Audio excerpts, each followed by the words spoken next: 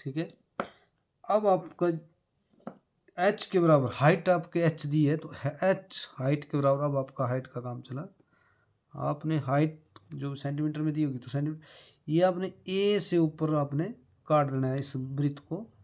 तो जहाँ भी पहुँच रहा है, कईयों का भी तक यहाँ से यहाँ तक भी पहुँच सकता है, यहाँ भी पहुँच सकता है, यहाँ भी पहुँच सकता है, ऊपर कहीं भी। तो आपका मान लो मैंने इधर पहुँचा तो मैंने इधर C नाम डाल दिया। अब C को A के साथ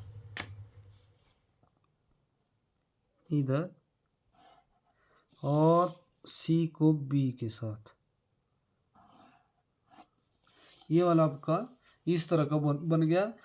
और इसमें आपने h लिखना जरूर है, क्योंकि हाइट ये है आपकी, है ना। तो h हाइट का मतलब ये जो है, जिसकी ऊंचाई जो है, ऊंचाई आपकी h दी है तो ऊंचाई इसके बराबर होनी चाहिए।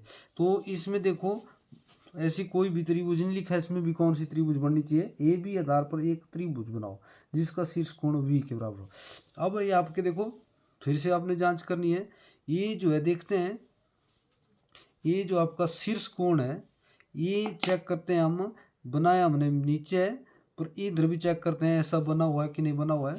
तो अगर आपका क्वेश्चन राइट रहेगा तो इसका शीर्ष कोण दिया है तो शीर्ष कोण हमारा ऊपर होता है। तो फिर से हम चाप लगा लेते हैं, ये वाली। तो उतनी आपने ये जो है इधर से इधर तक खोलनी है प्रकार, तो ये आपकी बिल्कुल बराबर शीर्ष कोण हमारे इसके बराबर भी आ रहा है, जबकि हमने नीचे बनाया है। तो आपका ये एंगल भी इसी के बराबर होना चाहिए।